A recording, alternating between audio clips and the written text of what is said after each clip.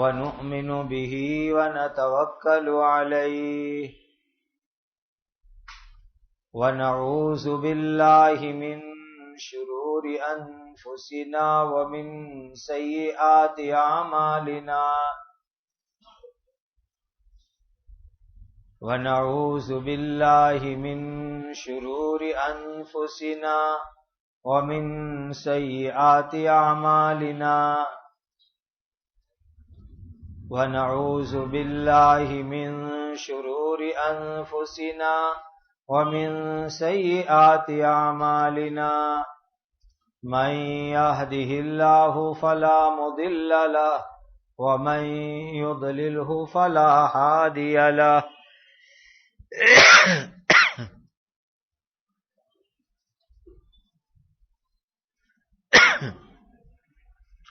وأشهد أن لا إله إلا الله وحده لا شريك له وأشهد أن سيدنا وشفيعنا ومولانا محمدا عبده ورسوله صلوات الله تبارك وتعالى عليه وعلى آله وأصحابه وذرياته وأهل بيته وأهل طاعته وبارك وسلم تسليما كثيرا أما بعد فأعوذ بالله من الشيطان الرجيم بسم الله الرحمن الرحيم وإذ يريكموهم إذ التقيتم في أعينكم قليلا ويقللكم في أعينهم ليقضي الله أمرا كان مفعولا وإلى الله ترجع الأمور۔ یہ سورۃ الانفال کی 44 نمبر کی آیت کریمہ ہے۔ اللہ تعالی کے پاک ارشاد کا خلاصہ ہے، وہ وقت بھی ذرا یاد کرو جب تم ایک دوسرے سے مقابلے کے لیے آئے، تب اللہ تعالی نے تمہاری آنکھوں میں دشمنوں کی تعداد کم کر کے دکھلائی اور دشمنوں کی آنکھوں میں تمہاری تعداد کم کر کے دکھلائی، تاکہ جس کام کا کرنا مقرر ہو چکا تھا اللہ تعالی اس کو پورا کر دے، اور تمام کام اللہ تعالی ہی کی طرف لوٹائے جاتے ہیں۔ یا ایھا الذین آمنوا اذا لقیتم فئۃ فاثبتوا واذکروا اللہ کثیرا لعلکم تفلحون۔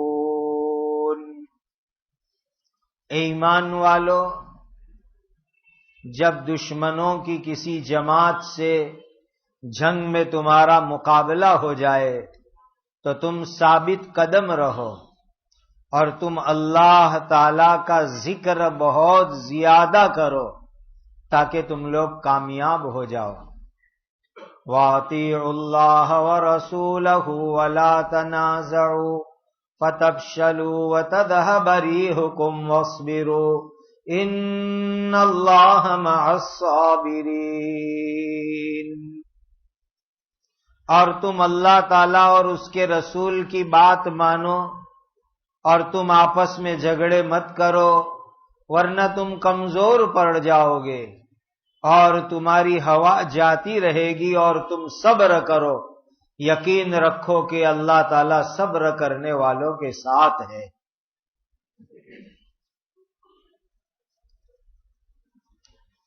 یہ سورہ انفال میں زیادہ شروع کا حصہ بدر کی لڑائی کے متعلق ہے۔ یہ 3 آیت 44، 45، 46 اس میں بھی اللہ تعالی نے غزوہ بدر کا ایک خاص واقعہ بیان فرمایا۔ اس آیت کو سمجھنے سے پہلے ایک معجزہ سمجھو۔ معجزہ چمتکار کو کہتے ہیں جو نبی اور رسول کے ہاتھ پر ہوتے ہیں۔ معجزہ ایسی چیز کو کہتے ہیں کہ عام انسان جو کام نہ کر سکے وہ کام اللہ اپنے نبی کے ہاتھ پر کرواتے ہیں۔ اس کام کو عربی اردو میں معجزہ کہتے ہیں جو نبی اور رسول کے ہاتھ پر اللہ تعالی کرواتے ہیں۔ اور اس کو ہم گجراتی میں سمجھنے کے لیے چمتکار کہہ سکتے ہیں۔ باقی عربی لفظ معجزہ اس کا پورا میننگ چمتکار میں نہیں آ سکتا۔ بس یوں سمجھو کہ دنیا کا بڑے سے بڑا انسان جو کام نہیں کر سکتا ایسا عجیب و غریب کام جب اللہ تعالی نبی اور رسول کے ہاتھ پہ کرواتے ہیں تو اسی کو معجزہ کہا جاتا ہے۔ جیسے اس کی ایک مثال دو آپ کو سمجھانے کے لیے کہ ایک مٹھی میں کنکر کتنے آتے ہیں؟ 100 150 اتنی کنکر ایک مٹھی میں آ سکتے ہیں، لیکن ایک مٹھی میں کنکر لے کر کے پھینکے اور وہ کنکر ہزاروں دشمنوں کی آنکھ میں پہنچ جاوے، اسی کو معجزہ اور چمتکار کہا جاتا ہے کہ جس چھوٹی سی مٹھی میں 100-150 کنکر مشکل سے آ سکتے ہیں، اتنے کنکر حضرت نبی کریم صلی اللہ علیہ وسلم نے اپنی مٹھی میں اٹھائے۔ اور حنین ایک جگہ ہے مکہ اور طائف کے درمیان میں جہاں بہت سے عمرہ کرنے والے بڑے عمرے کے نام سے احرام باندھنے جاتے ہیں، جہاں سے غزوہ حنین کے وقت پر خود نبی کریم صلی اللہ علیہ وسلم نے احرام باندھا تھا وادی حنین سے۔ تو بہت سے لوگ حضور کی محبت میں وہاں تک جاتے ہیں عمرے کا احرام باندھنے کے لیے۔ پہلے چھوٹی سی مسجد تھی، اب تو ماشاءاللہ بہت حاجی جانے لگے، اس لیے بڑی شاندار عالیشان مسجد بھی وہاں بن گئی اور غسل کا اور احرام باندھنے کا پورا انتظام بھی بہت شاندار ہو گیا۔ اس علاقے میں ہزاروں کی تعداد میں دشمن تھے، لیکن نبی کریم صلی اللہ علیہ وسلم نے ایک مٹھی میں کنکر لی، دشمنوں کی طرف پھینکی تو ہزاروں دشمنوں کی آنکھ میں وہ کنکر پہنچ گئی۔ اسی کو معجزہ کہا جاتا ہے کہ ظاہر میں تو ہو نہیں سکتا، ہم کسی کو ایک مٹھی کنکر مارے تو 2-4 آدمی کو لگے، 8-10 آدمی کو لگے، اور یہاں ہزاروں دشمنوں کی آنکھ میں پہنچ جاوے، اسی کو کہتے ہیں معجزہ، جو اللہ اپنے نبی اور رسول کے ہاتھ پر دکھلاتے ہیں۔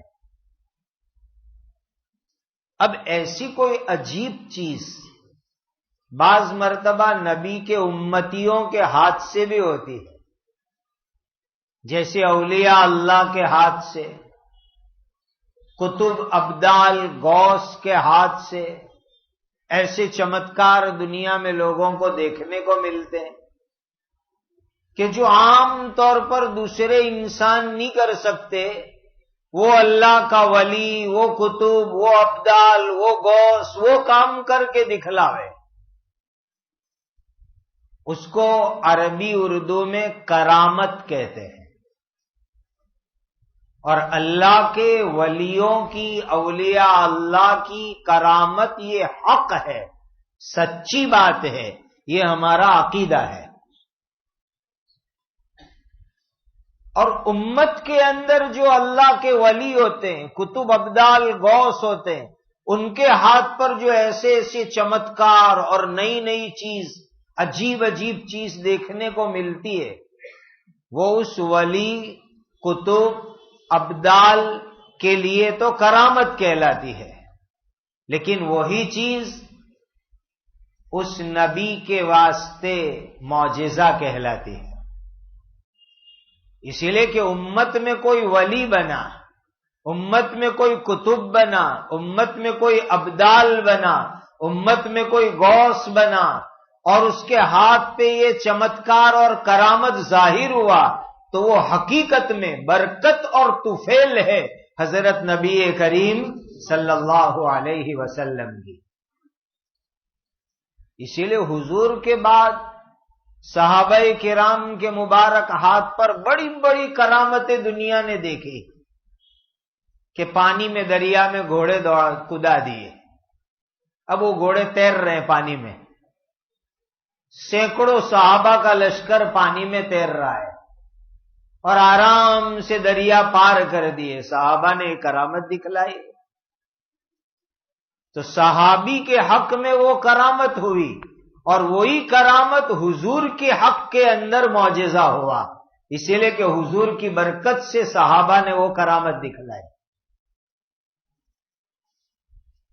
ایک صحابی جنگل میں ادھر ادھر ہو گئے، تو ایک شیر ان کا رہبر بن گیا۔ اپنے کو محلے میں گشت کے لیے رہبر نہیں ملتے، اور وہ صحابی کو جنگل کے اندر شیر رہبر بن کے آ گیا، اور رہبری کر رہا ہے صحابی کی، اور ان کو پہنچا رہا ہے۔ اب وہ صحابی کے ہاتھ کے اوپر شیر رہبری کر رہا ہے، یہ صحابی کی کرامت ہوئی، اور وہ کرامت حضرت نبی کریم صلی اللہ علیہ وسلم کا معجزہ کہی جائے گی۔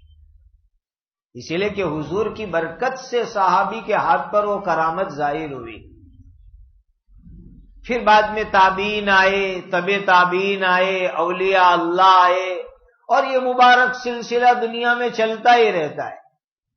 اب پوری امت میں کوئی بھی ولی، کوئی بھی قطب، کوئی بھی ابدال، کوئی بھی غوث کوئی کرامت اور چمتکار دکھلاوے تو یہ وسیلہ اور طفیل ہے حضرت نبی کریم صلی اللہ علیہ وسلم کا، کہ حضور کی برکت سے وہ ولی بنے، حضور کی برکت سے وہ قطب بنے، حضور کی برکت سے وہ ابدال بنے، حضور کی برکت سے وہ غوث بنے۔ اسی لیے کوئی ولی، کوئی قطب، کوئی ابدال کوئی بھی چمتکار دکھلائے گا تو وہ نبی کریم صلی اللہ علیہ وسلم کا معجزہ کہا جائے گا۔ پھر اور اس بات کو سمجھو، اس آیت کو سمجھنے کے لیے، یہ معجزے میں، کرامت میں، چمتکار میں بعض مرتبہ ایسا ہوتا ہے کہ ایک چیز ہے کچھ اور نظر آوے کچھ اور یہ ماننا پڑے گا، چونکہ قرآن میں اللہ نے فرمایا ہے چاہے عقل نہ مانے، لیکن قرآن نے کہا اس لیے ماننا ہی ماننا ہے، کہ بہت ساری چیز ایسی ہوتی ہے کہ ہم کو دکھنے میں کچھ ہوتی ہے لیکن حقیقت میں کچھ اور ہوئے اور اللہ دکھلاوے کچھ اور۔ جیسے اپنی یہ مسجد ہے، اب کل اٹھ کر کے یہ اینٹ کی، مٹی کی دیوار، سیمنٹ کی اینٹ والی مسجد ہو سکتا ہے کسی کو پوری سونے کی مسجد نظر آوے، یہ ہو سکتا ہے کہ حقیقت کے اندر اینٹ کی مسجد ہے، سیمنٹ کی مسجد ہے، لیکن پوری سونے کی کسی کو مسجد نظر آوے، اسی کو معجزہ کہتے ہیں نبی کے حق میں، ولی کے حق میں اس کو کرامت اور چمتکار کہتے ہیں۔ اور ایسے بہت سارے قصے ہیں امت کے اندر۔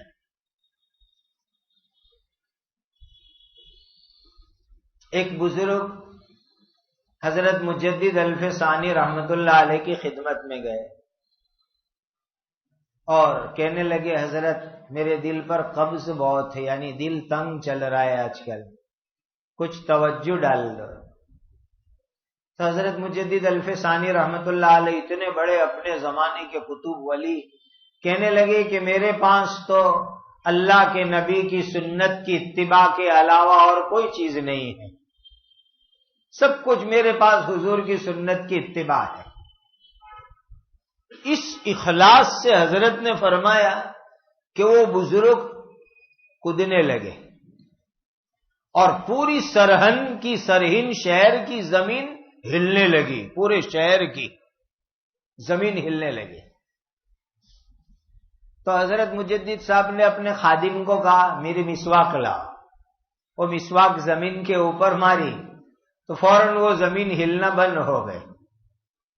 پھر حضرت مجدد صاحب نے فرمایا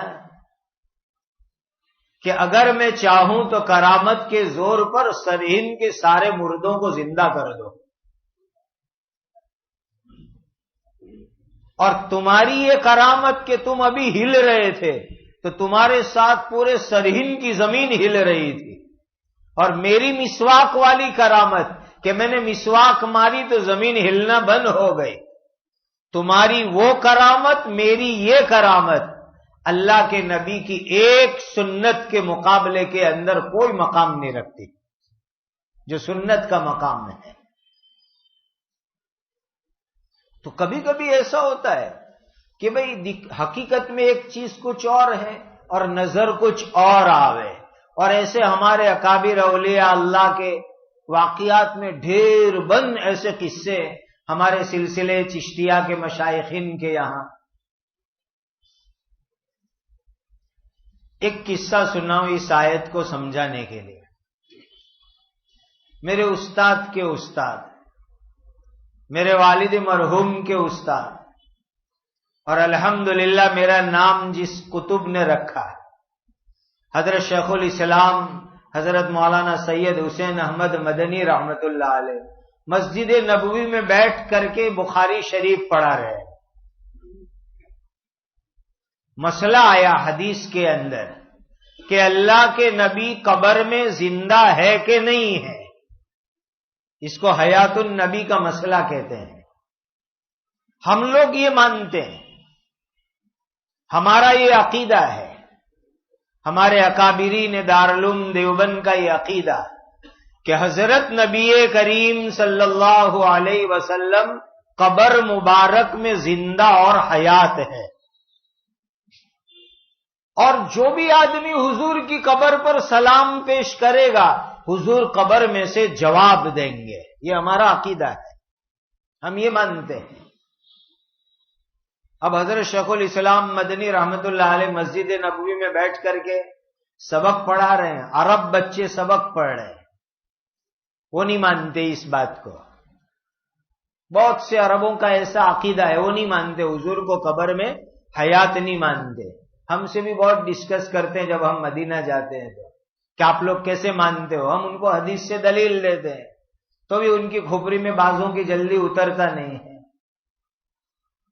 تو عرب بچوں نے ڈسکس کی حضرت سے کہ حضرت ہم نہیں مانتے، حضرت نے دلیل دی پھر بھی نہیں مانا، تو حضرت مدنی رحمت اللہ علیہ نے فرمایا اگر میں تم کو زندہ دکھا دوں تو مان لو گے؟ سب خاموش، سناٹا ہو گیا مسجد میں، اور اس کے بعد تھوڑی دیر حضرت نے سر جھکایا، سب عرب بچے بیٹھے ہوئے تھے انہوں نے سر جھکایا، پھر حضرت نے فرمایا نظر اٹھا کر کے جالی مبارک کی طرف دیکھ لو۔ پورے مجمع نے دیکھا کہ اللہ کے نبی صلی اللہ علیہ وسلم قبر میں زندہ تشریف رکھتے ہیں، کرامت دکھلا دی حضرت نے۔ اب حقیقت کیا ہے کہ جالیاں لگی ہوئی ہے، اندر دیوار ہے، اوپر گنبد خضرا ہے، یہ حقیقت ہے، اور نظر کیا آیا قبر مبارک کھلی ہوئی ہے اور حضور تشریف فرما ہے، یہ نظر آیا ہے۔ اسی کو ولی کی کرامت کہتے ہیں، اور نبی کے حق میں وہ معجزہ کہا جاتا ہے۔ اب یہاں اللہ تعالیٰ نے اس آیت میں ایسی ایک زبردست معجزے کی بات بیان فرمائی کہ بدر کے میدان میں کیا ہوا، 313 صحابہ تھے۔ مکہ سے جو ابو جہل کا لشکر آیا وہ 1000 کا تھا۔ نبی کریم صلی اللہ علیہ وسلم تو لڑنے کے لیے آئے نہیں تھے، آپ کے آنے کا مقصد تو کچھ اور تھا، لیکن ایمرجنسی میں لڑائی کے حالات کھڑے ہو گئے، اور اللہ تعالیٰ بھی چاہتے تھے کہ لڑائی ہوئے، مقابلہ ہوئے، خدا چاہتے تھے۔ اب مسلمان یہ سوچے کہ ہم 313 اور تیاری بھی کوئی نہیں، اور سامنے 1000 آدمی کا لشکر، تو صحابہ بھی تو انسان تھے، تو دل میں یہ خیال آ سکتا ہے چلو میدان چھوڑ کے مدینہ واپس چلو، ابھی تو ہمارے پاس لڑنے کی کوئی تیاری نہیں ہے، ہتھیار بھی نہیں ہے، لڑنے جائیں گے تو ہمارا کیما ہو جائے گا، مر جائیں گے، چلو مدینہ واپس چلو۔ لیکن اللہ چاہتے تھے کہ یہ مدینہ ابھی نہیں جاوے، لڑ کے جاوے، میدان میں جم کے رہے، اللہ یہ چاہتے تھے۔ اور سامنے سے جو 1000 مکہ کے لوگ، قریشی لوگ، ابو جہل ان کا سردار، ان کو لے کے آیا تھا پوری تیاری میں، ان کو اگر پتا چلتا کہ ان کے ساتھ اللہ کے فرشتوں کی مدد آنے والی ہے تو وہ بھی تھوڑی لڑنے آتے میدان میں، وہ بھی بھاگ جاتے، اور اللہ چاہتے تھے کہ وہ میدان میں رہے اور مقابلہ ہوئے آمنے سامنے۔ اسی لیے پہلے حضرت نبی کریم صلی اللہ علیہ وسلم کو ایک خواب آیا، اور نبی کو جو خواب آتا ہے وہ حقیقت میں بالکل اللہ کی وحی ہوتی ہے۔ جیسے جاگتے ہوئے بیداری میں قرآن اترتا ہے، حدیث کی بات دل میں آتی ہے، اس طرح نبی کا خواب ہمارے خواب کی طرح نہیں ہوتا، بالکل اللہ کے یہاں سے آئی ہوئی وہی ہوا کرتی ہے۔ حضور کو اللہ نے خواب دکھلایا کہ مکہ سے آئے ہوئے کافر کی تعداد بہت تھوڑی سی ہے، حالانکہ 1000 ہے، لیکن اللہ نے خواب دکھلایا کہ یہ مکہ والے بہت تھوڑے سے ہیں۔ دیکھو حقیقت کے بالکل خلاف، حقیقت میں 1000 مکہ کے کافر، اور حضور کو خواب دکھایا گیا بہت تھوڑے سے ہے۔ تو نبی کریم صلی اللہ علیہ وسلم نے بیدار ہو کر کے سب صحابہ کو بتلا دیا، گھبراؤ مت، مکہ والے بہت تھوڑے، اپنے لڑ لیں گے، بھاگنے کی کوئی ضرورت نہیں، رہو یہی میدان میں، کر لیں گے مقابلہ۔ سب صحابہ بھی خوش ہو گئے، بہت تھوڑے، چلو بہت تھوڑے ہیں تو لڑ لیں گے اپنے۔ ایک بات آیت نمبر 43 میں اللہ نے یہی بیان فرمائی۔ دوسری بات، جب میدان میں ایک طرف صحابہ ہے اور سامنے والی طرف میں ابو جہل کا لشکر ہے، تب دوسرا معجزہ ظاہر ہوا کہ صحابہ کرام دیکھے کتنے دشمن ہیں، کتنوں سے اپنے کو مقابلہ کرنا ہے۔ تو صحابہ نے جو دشمنوں کا مجمع دیکھا تو اللہ تعالیٰ نے قدرتی طور پر ان کو ایسا دکھلایا کہ یہ تو بہت تھوڑے سے ہیں، چند ہے، حالانکہ بہت بڑا مجمع تھا۔ حقیقت یہ ہے کہ 1000 کا مجمع، اور صحابہ دیکھنے گئے تو ان کو مجمع بہت تھوڑا سا معلوم ہوا۔ کتنا تھوڑا؟ اس امت کے سب سے بڑے مفتی حضرت عبداللہ ابن مسعود رضی اللہ تعالی عنہ، جن کو حضور نے اس امت کا مفتی اعظم بتلایا، حضرت عبداللہ ابن مسعود رضی اللہ تعالی عنہ، وہ کھڑے ہو کر دیکھ رہے مکہ والوں کے لشکر کو، کتنے ہیں؟ تو اپنے بازو والے ساتھی کو کہہ رہے ہیں یہ تو صرف نیو ہے، نیو، یہ نیو کو تو اپنے ابھی سب چٹنی بنا دیں گے۔ تو ان کا بازو والا ساتھی کیا کہہ رہا ہے حضرت عبداللہ ابن مسعود کو؟ حضرت نیو نہیں، 100 ہے، 10 زیادہ ہے، تم کو نیو دکھتے ہیں؟ نہیں، 100 ہے یہ تو تو حضرت عبداللہ ابن مسعود نے کہا چلو 100، تم نے کہا 100، چلو 100۔ ان کو 90 نظر آئے اور بازو والا ساتھی کے نہیں 100۔ کتنا بڑا معجزہ کہ 1000 مکہ کے دشمن، لیکن حضرت ابن مسعود کو دکھ رہے صرف 90۔ یہ دوسرا معجزہ ظاہر ہوا۔ حقیقت کچھ اور ہے اور اللہ تعالیٰ کچھ اور دکھلا رہے ہیں۔ یہ تو ادھر صحابہ میں ہوا، ادھر ابو جہل میں کیا ہوا کہ ابو جہل نے بھی دیکھا کہ دیکھے تو صحیح مسلمان کتنے ہیں مدینہ سے آئے، تاکہ لڑائی کا اندازہ تو آوے مقابلے کا۔ تو ابو جہل کھڑا ہوا اور دیکھ رہا ہے، اندازہ لگا رہا ہے صحابہ کی تعداد دے کر، حالانکہ صحابہ 313 تھے۔ تو ابو جہل اپنے دوستوں کو کیا کہتا ہے؟ 1 اونٹ جتنے ہیں زیادہ نہیں ہیں مدینہ والے۔ اور 1 اونٹ کا میننگ کیا؟ اس زمانے میں انسانوں کی گنتی کھانے پر سے لگتی تھی۔ جیسے اپنے یہاں کہتے ہیں نا کتنا مجمع ہے، کا 5 ڈیک کا مجمع ہے۔ تو ابو جہل نے وہ گنتی لگائی، کہنے لگا کتنے مدینہ کے صحابہ ہیں مسلمان ہیں، کا 1 اونٹ کے ہیں۔ اور 1 اونٹ کا میننگ اس زمانے میں یہ ہوتا تھا کہ 100 آدمی 1 اونٹ کھا لیتے تھے۔ تو ابو جہل نے جب صحابہ کو دیکھا تو اس کو صحابہ کتنے نظر آئے؟ صرف 100 نظر آئے، حالانکہ 313 تھے۔ دونوں طرف میں اللہ تعالیٰ نے یہ معجزہ دکھلایا ہے کہ حقیقت کچھ اور ہے اور اللہ کچھ اور دکھلا رہے ہیں، تاکہ میدان کے اندر جم کر کے مقابلہ ہو۔ اللہ تعالیٰ ارشاد فرماتے ہیں کہ اللہ کا فیصلہ تھا کہ بدر میں مقابلہ ہو، اور تھوڑی سی صحابہ کی جماعت کو اللہ تعالیٰ فرشتوں کی مدد سے کامیاب کر دے اور اللہ تعالیٰ ایمان والوں کو غالب کر دے، اور وہ ہو کر کے رہا۔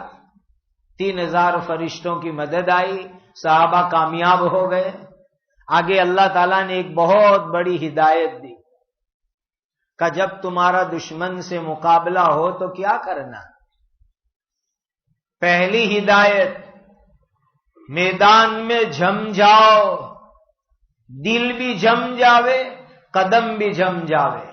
یہ بدر کے موقع پر، بدر کی لڑائی کے موقع پر اللہ کی طرف سے یہ ہدایت آئی کہ اے میرے پیارے نبی کے پیارے صحابہ، تمہارے دل بھی جم جاوے اور تمہارے قدم بھی جم جاوے۔ ایک ہدایت دے دی گئی۔ دوسری ہدایت، میدان کے اندر تم اللہ کا بہت زیادہ ذکر کرو، وَاذْكُرُوا اللَّهَ كَثِيرًا۔ دیکھو ایک بات میں آپ کو بتلاؤں، پورے قرآن میں اللہ نے بہت ساری جگہوں پر نماز پڑھنے کا حکم دیا، روزہ رکھنے کا حکم دیا، تقوی کا حکم دیا۔ تقریباً 500 کے قریب جگہ پر نماز، تقوی وغیرہ کا حکم اللہ نے دیا قرآن میں۔ لیکن کہیں پر بھی اللہ نے ایسا نہیں کہا بہت زیادہ نماز پڑھو، بہت زیادہ روزے رکھو، قرآن میں نہیں ہے۔ بس 5 وقت کی نمازیں، اشراق چاش کی نماز کا اشارہ نکلتا ہے، باقی حدیث میں اشراق چاش اوابین کی نماز، تہجد کی نماز کا بیان ہے قرآن میں۔ زیادہ نماز پڑھنے کے حکم نہیں دیا، 5 پڑھو بہت ہے، تہجد پڑھ لو۔ لیکن ذکر کے لیے اللہ نے قرآن کی کئی آیتوں میں، بہت ساری آیتوں میں فرمایا کہ اللہ تعالیٰ کا ذکر بہت زیادہ کرو، وَاذْكُرُوا اللَّهَ كَثِيرًا، بہت زیادہ اللہ کا ذکر کرو۔ قرآن کی بہت ساری آیت میں اللہ فرماتے ہیں۔ اب ہم کو سوچنے کا مقام ہے کہ اللہ تعالیٰ تو یہ فرمائے کہ اللہ کا ذکر بہت زیادہ کرو، اور ہم کو تو صبح شام کی 3 تسبیح کی پابندی بھی بھاری پڑتی ہے۔ بیعت ہونے والوں سے ہم پوچھتے ہیں معمولات کا کیا حال ہے، تسبیح گڑبڑ چل رہی ہے، 3 تسبیح، حالانکہ مشکل سے 10-11 منٹ کا کام ہے، مشکل سے 3 تسبیح آپ گھڑی میں دیکھ کر کے بیٹھو، 10 سے 12 منٹ میں 3 تسبیح ہو جاتی ہے۔ صبح میں 3 تسبیح پڑھنے کے لیے کہتے ہیں، شام کو 3 تسبیح پڑھنے کا نہیں، معمولات پورے نہیں ہو رہے، گڑبڑ ہو رہی ہے۔ بتلاؤ، اللہ تعالیٰ تو یہ فرما رہے ہیں کہ میرے بندو میرا ذکر بہت زیادہ کرو، اور ہمیں تو 3 تسبیح بھی ہم سے تو پوری نہیں ہوتی۔ ہمارے اکابرین سلسلے چشتیہ کے بعض مشائخین کے حالات کے اندر لکھا ہے کہ زندگی کے آخری زمانے میں کہتے تھے، کسی نے پوچھا حضرت کتنا ذکر ہوتا ہے؟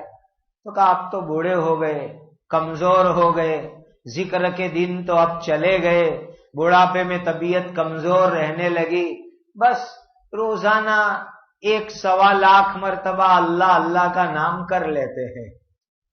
بڑھاپے کی حالت کے اندر روزانہ 1.25 لاکھ مرتبہ کا اللہ کا نام لے لیتے ہیں، تو پھر ان کی جوانی کے ذکر کا حال کیا ہوگا؟ اسی لیے کم سے کم 3 تسبیح کا تو اہتمام کرو صبح و شام۔ اللہ تعالیٰ فرماتے وَاذْكُرُوا اللَّهَ كَثِيرًا، اللہ کا خوب ذکر کرو۔ تو میدان میں بدر کے موقع پر یہ حکم دیا گیا کہ اللہ تعالیٰ کا ذکر زیادہ کرو۔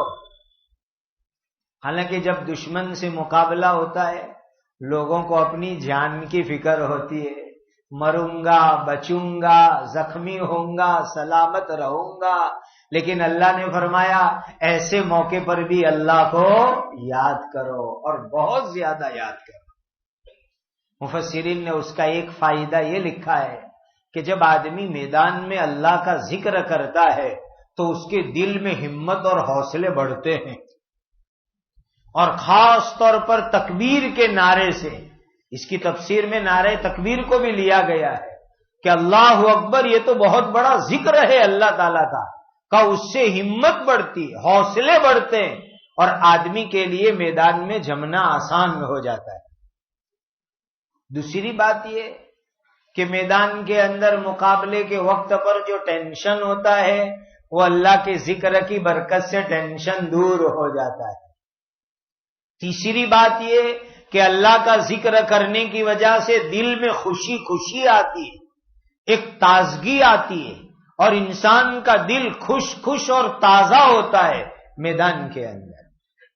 اور چوتھی ایک بڑی عجیب بات مفسر نے لکھی ہے، ذرا گہرائی میں جا کر اس کو سمجھنے کی، کہ عرب کے اندر پرانے زمانے میں، آج کل جو دنیا میں لوگ محبتیں کرتے ہیں نا، یہ ناپاک محبتیں، یہ تو کچھ بھی نہیں ہے۔ جو عرب کے قدیم زمانے میں لوگ ایسے معاشقے محبت کرتے تھے اس کا 1000واں حصہ بھی نہیں ہے اس زمانے میں۔ جو لیلا مجنو کی داستانیں آتی عربی کتابوں میں، تو ایک شاعر میدان میں دشمن سے مقابلہ کرتے کرتے ایک شاعری کہتا ہے عربی میں، اور اپنی لیلا کو وہ شاعری کہتا ہے۔ اس شاعری کا ترجمہ یہ ہے کہ مجھے تجھ سے اتنی محبت کہ جب دشمن سے مقابلہ چل رہا تھا، جنگ چل رہی تھی، تلواریں اٹھ رہی تھی، تیر چل رہے تھے، تب بھی میں نے تجھے دل میں یاد کیا تھا۔ یعنی جب سب لوگ اپنی جان کی فکر میں ہوتے ہیں، جس کو اپنے کہتے ہیں جان کے پھانپے پڑے ہوتے ہیں، کہ ایسے وقت پر بھی میرے دل میں تیری محبت ایسی کہ میں نے تجھے یاد کیا تھا۔ تو اس آیت کے ذریعے سے اللہ تعالی ہم کو یہ تعلیم دیتے ہیں کہ جیسے وہ دنیا کے دیوانے، دنیا کی ناپاک محبت رکھنے والے ایسے وقت پر اپنے دنیاوی لیلاؤں کو یاد کرتے ہیں، تو تم اپنے حقیقی محبت والے اللہ کو یاد کرو، خدا کا پیار دل میں رکھو۔ وَاذْكُرُوا اللَّهَ كَثِيرًا، خوب اپنے اللہ کو ایسے موقع کے اوپر یاد رکھو۔ یہ ہے سچی محبت کی نشانی۔ آج تو ہوتا کیا ہے، ہمارے گھر میں کوئی ایمرجنسی حالات آ گئے، اللہ حفاظت میں رکھے، نعوذ باللہ ایکسیڈنٹ ہو گیا کسی کا، نعوذ باللہ کوئی بڑی آفت آ گئی، تو لوگ نماز بھی چھوڑ دیتے ہیں۔ آپ نماز میں نہیں دکھتے 2 دن سے، بات جانے دو نہیں، وہ ایکسیڈنٹ ہوا تو ہاسپٹل کی دوڑ دھام میں، ارے ہاسپٹل کی دوڑ دھام ہوئی تو نماز چھوڑ دینے کی، تسبیح چھوڑ دینے کی، قرآن چھوڑ دینے کا، یہ تو اللہ سے مدد لینے کے ذریعے ہیں، اور وہی تم چھوڑ رہے ہو۔ کتنی بڑی نادانی امت کی، کتنی بڑی نادانی کی بات ہے۔ تو اللہ یہ یاد دلا رہے ہیں کہ میدان میں مقابلے کے وقت جو سخت حالات ہوتے ہیں، ایسے سخت اور ایمرجنسی حالات میں بھی اللہ کو یاد رکھو۔ اسی لیے اللہ ہم سب کو ہمیشہ عافیت میں رکھے۔ لیکن کبھی کوئی مصیبت آ گئی، کوئی بھی بات آ گئی، تو اس وقت نماز، ذکر، تلاوت، یہ چیز ہرگز ہرگز نہیں چھوڑنے کی، چونکہ اسی راستے سے تو اللہ کی مدد آتی ہے، اور وہ راستہ ہم چھوڑ دیں گے اور سارے دنیاوی اسباب کے پیچھے لگ جائیں گے تو پھر خدا کی مدد کیسے آئے گی؟ آج ہم سارے چکر میں لگتے ہیں، یہ ڈاکٹر، وہ ڈاکٹر، یہ ایم آر آئی، وہ ایم آر آئی کراؤ، یہ چیک اپ کراؤ، وہ چیک اپ کراؤ۔ ارے بھائی اللہ کے بندے، پہلے مسجد میں آ، نماز پڑھ، خدا سے بیماری دور ہونے کی دعا کر، صدقہ نکال، اللہ صدقے کی برکت سے بلا دور کر دیں گے، صلاۃ الحاجہ پڑھ کے دعا کر، بزرگوں سے دعا کروا، پھر تو جا ڈاکٹر کے چکر میں۔ یہ ہے طریقہ۔ آج تو چھوٹی سی مصیبت آئے گی، نماز چھوٹ گئی، قرآن چھوٹا، تسبیح چھوٹی، سب چھوٹ گیا، پھر کہاں سے اللہ کی مدد ہمارے ساتھ آئے گی؟ بہت صحیح بات ہے کہ آج امت نے تکلیف دور کرنے کے لیے جو راستے اپنائے ہیں، اس سے تکلیفیں دور نہیں ہوتی بلکہ تکلیفیں بڑھتی ہیں۔ آج حالات یہ ہے، حضرت مولانا یوسف صاحب رحمۃ اللہ علیہ کے ملفوظات میں ہے یہ کہ امت نے تکلیف اور مصیبت کو دور کرنے کے لیے جو راستے اپنائے، یہ وہ راستے ہیں کہ اس سے تکلیف اور مصیبت دور تو نہیں ہوگی بلکہ اور بڑھے گی۔ اور راستے کون سے ہیں تکلیف دور کرنے والے؟ اللہ کا دروازہ، مسجد کا دروازہ، دعاؤں کا اہتمام، صدقے کا اہتمام، جس کے ذریعے مصیبت دور ہوتی، وہ راستہ اپنانے والے بنو، اور ساتھ میں دنیاوی اسباب بھی اپناؤ۔ تو یہ تعلیم دی گئی، وَاذْكُرُوا اللَّهَ كَثِيرًا، اور آگے وعدہ کیا گیا لَعَلَّكُمْ تُفْلِحُونَ، اس کی برکت سے اللہ تمہیں کامیابی عطا فرمائیں گے۔ آگے مزید ہدایت دی کہ اللہ اور رسول کی بات تو ہر حال میں ماننی ماننی ہے، میدان ہو کہ گھر ہو، شہر ہو کہ جنگل ہو، خوشی ہو کہ غم ہو، مالداری ہو کہ فقیری ہو، امیری ہو کہ غلامی ہو، کسی بھی حال میں ہو اللہ اور اللہ کے رسول کی تو ماننی ہی ماننی ہے۔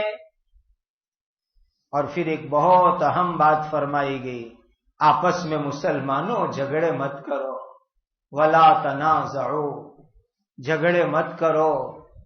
اللہ نے نقصان بتلایا، آپس میں جھگڑو گے تمہاری ہمتیں ٹوٹ جائے گی، تمہاری طاقت کمزور ہو جائے گی، تمہارا رعب ختم ہو جائے گا، تمہاری ہوا ہیبت اکھڑ جائے گی، دشمن مضبوط ہو جائیں گے، آپس میں جھگڑا مت کرو۔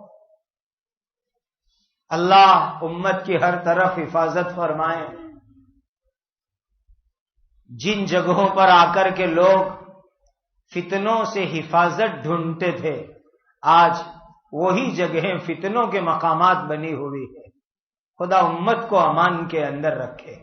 کتنی سخت بات فرمائی، ولا تنازعوا، آپس میں جھگڑے مت کرو، ورنہ تمہاری رعب، ہیبت، طاقت سب اللہ ختم کر دیں گے جو اس وقت ہم آنکھ سے دیکھ رہے ہیں۔ آگے فرمایا کہ جھگڑوں کو ختم کرنے کا بہترین ذریعہ اللہ نے بتلا دیا، وَاصْبِرُوا، صبر کرو تو جھگڑے ختم ہو جائیں گے۔ آج صبر نہیں رہی۔ صبر کو میں کہا کرتا ہوں کہ ہم نے سمجھا ہی نہیں۔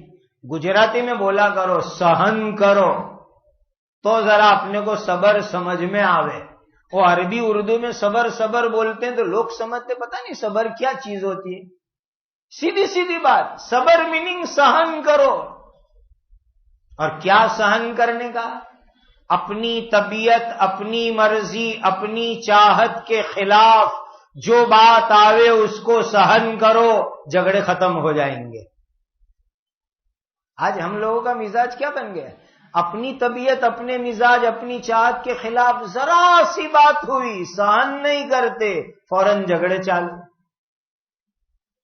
بیوی نے آپ کی مرضی کے خلاف کوئی چیز بنا ڈالی، سہن نہیں کریں گے، فوراً بیوی سے لڑنے کھڑے ہو جائیں گے، جھگڑنے کھڑے ہو جائیں گے۔ صبر کرو، ابھی جو بنایا بسم اللہ پڑھ کے کھا لو، کل کے تو کہ کل یہ بنانا ہے، کتنا آسان راستہ ہے۔ لیکن میری طبیعت کے خلاف، میری مرضی کے خلاف میں نے یہ کہا تھا اور یہ کر ڈالا، یعنی تو خدا بننا چاہتا ہے، اور وہ بھی یہ جائز اور گھر کی چیزوں کے اندر۔ اگر کوئی بات ہوتی کہ بھئی آپ نے اس کو کہا تھا کہ تو برقع پہن لینا، اس نے نہیں پہنا، بال کھلے رکھ کے نکلی، اور آپ غصے ہو تو اللہ ثواب عطا فرمائیں گے، سن لو۔ لیکن جو دین کے کام ہے وہاں کوئی غصے نہیں ہوگا، اپنی مرضی، اپنی طبیعت، اپنی چوائس، اپنی چاہت، وہ اگر پوری نہیں ہوئی تو ہمیں سہن نہیں کرنا، فوراً جھگڑنے کے لیے کھڑا ہو جانا۔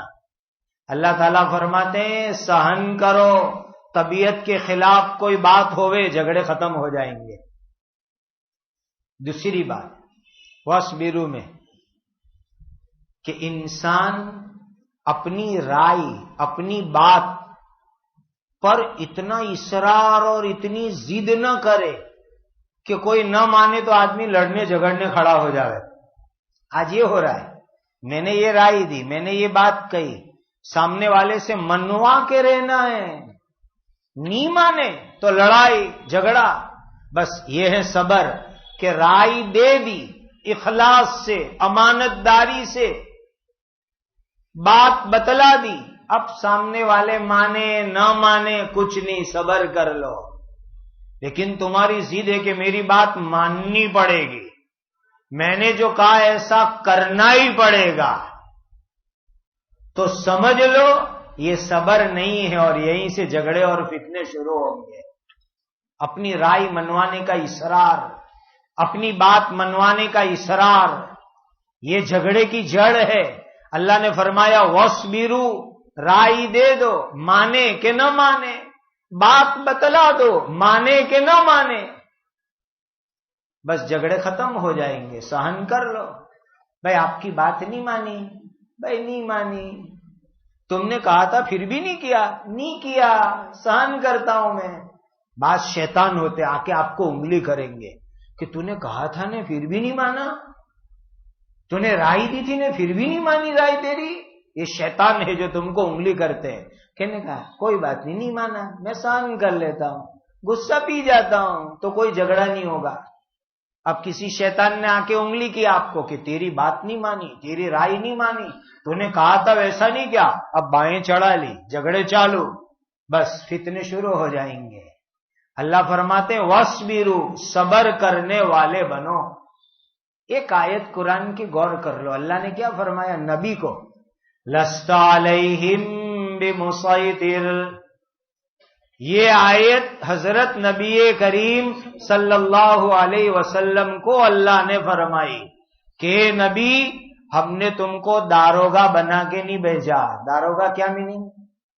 ڈنڈا لے کے زبردستی کوئی کام کرواوے، اس کو عربی میں مسیطر کہتے ہیں۔ اللہ نے جب ہمارے آقا تاجدار مدینہ حضرت محمد الرسول اللہ صلی اللہ علیہ وسلم کے لیے فرما دیا کہ نبی ہم نے تم کو اسی لیے نہیں بھیجا کہ ڈنڈا لے کے مار مار کے زبردستی تم کوئی کام کرواؤ، نبی کو اللہ فرما رہے، تو ہماری تو کیا پوزیشن، کیا حیثیت؟ نبی کو اللہ فرمائے کہ آپ کو زبردستی کوئی کام نہیں کرانے، بتلا دو، ماننا ہو تو مانے، نہ ماننا ہو تو نہ مانے۔ اور ہم کیا ہے، نہیں میں کمیٹی میں وائس پریسیڈنٹ، میں پریسیڈنٹ، میں سیکریٹری، میں ٹریزرر، میں جو کہوں وہ جو ہوئے، میں محلے کا بڑا، جماعت کا بڑا، قوم کا بڑا، جماعت میں امیر، میں جو کہوں وہی ہوئے، بس جھگڑے چالو۔ جب نبی کو خدا فرما رہے لَسْتَ عَلَيْهِمْ بِمُصَيْطِرٍ، آپ کو یہ کام زبردستی نہیں کروا سکتے۔ اسی لیے یہ جھگڑوں کی بنیاد اور جڑ میں آپ کو سمجھا رہا ہوں کہ اپنی بات منوانے کی، اپنی رائے پر اصرار مت کرو، بات کہہ دو، ماننا ہو تو مانے، نہ ماننا ہو تو نہ مانے، سہن کر لو، سارے جھگڑے ختم ہو جائیں گے۔